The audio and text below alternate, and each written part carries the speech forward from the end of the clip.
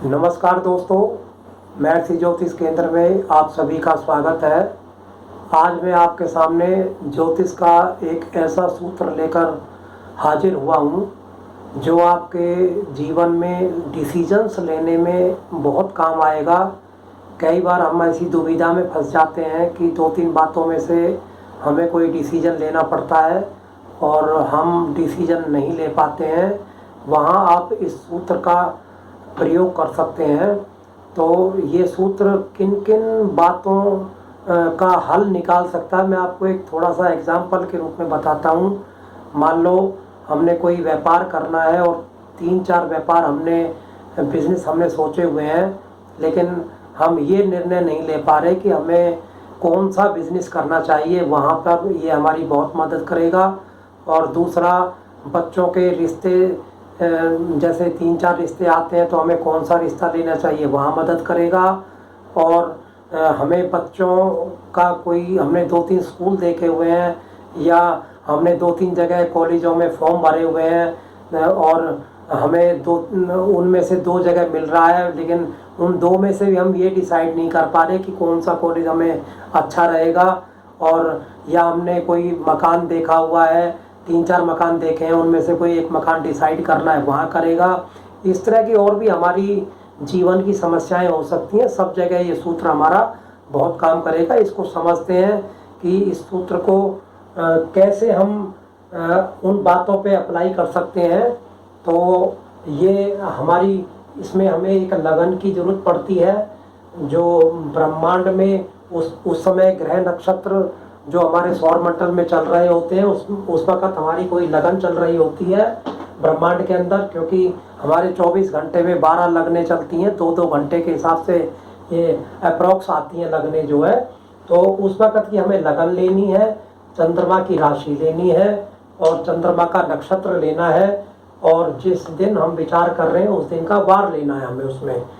तो ये लेने कैसे हैं हमें, ये कहाँ से लेने हैं, मैं वो आपको बताता हूँ। हमें एक हिंदू कैलेंडर की ऐप आती है, तो उसको डाउनलोड कर लेना है। वो ऐप बड़े काम की ऐप है आपके।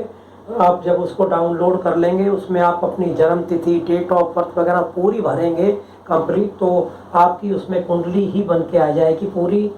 तो ये हमारा जो पहला भाव होता है, इसमें अभी हमारा उस कुंडली पे आपको बताने का कोई इसमें वो नहीं है, लेकिन हमने आपको ये बताया है कि हमने लगन कहाँ से लेनी है।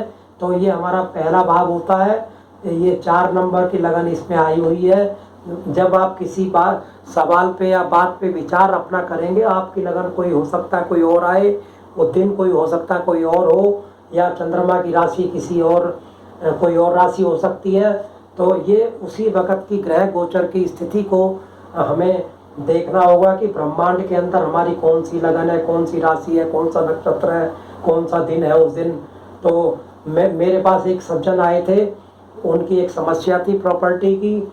उन्होंने 3-4 प्रॉपर्टी उन्होंने देखी हुई थी। वो कह रहे थे कि मैं डिसाइड नहीं कर पा रहा हूँ कि कौन सी प्रॉपर्टी मुझे लेनी चाहिए और जो मुझे सूट करे।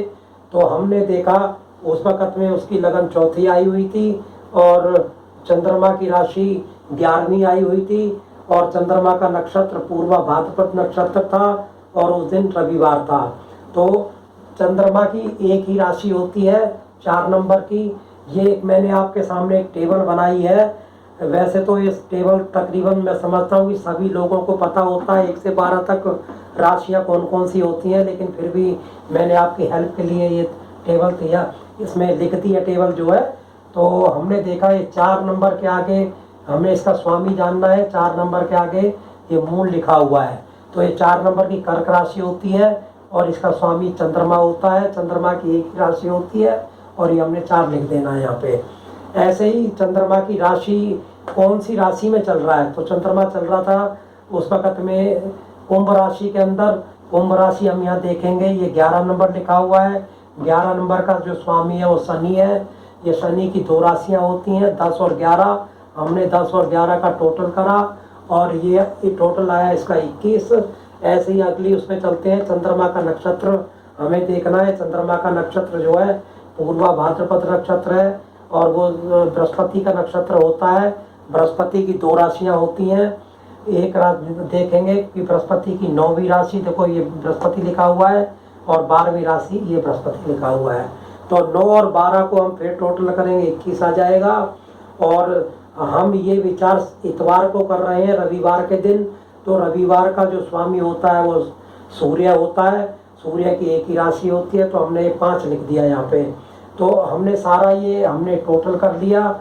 ये टोटल करने के बाद हमने उससे पूछा कि आपकी प्रॉपर्टी, आपने जो ये 4 प्रॉपर्टियाँ देखी हैं, वो सबसे प्रायोरिटी पे आपको कौन सी प्रॉपर्टी पसंद है। तो हमने उससे 1 2 3 4 उसको जो प्रॉपर्टियाँ उसने देखी थी उसके स्थान लिखे, लेकिन मैं आपको उनके स्थान नहीं बता पाऊँगा, क्योंकि ये ABCD से आपको संबोधित करूँगा।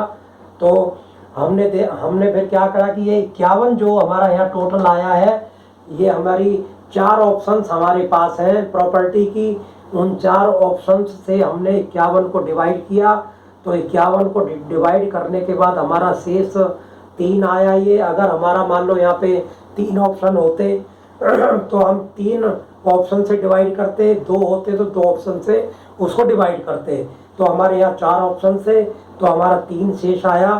तो हमने इसको नहीं देखना है यहाँ पे, ये जो शेष 3 आएगा, हो सकता है आपके किसी बात में से कोई और भी बैलेंस बच सकता है। तो हमारा यहाँ बैलेंस 3 बचा कैलकुलेट करने के बाद। और हमने उसको बताया कि आपको ये तीसरी प्रॉपर्टी बहुत ही ज़्यादा सूट करेगी। और आपने देखा एक छोटी सी विधि के द्वारा हमने किस प्रकार अपनी समस्या, जो दुविधा हमारे मन में चल रही थी, उसका हल निकाला।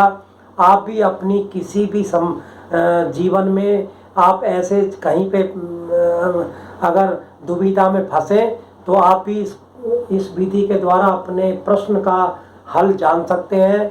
ये मेरा वीडियो आपको कैसा लगा, इस पर कमेंट्स ज़रूर दें। और इस सूत्र को कहीं ना कहीं आप ज़रूर अपने उसमें अप्लाई करके देखना। ये 100% सूत्र ये काम करता है। और आप मेरे चैनल को सब्सक्राइब करें और लाइक करें, और ऐसे ज्ञानवर्धक वीडियो आप देखते रहें। धन्यवाद।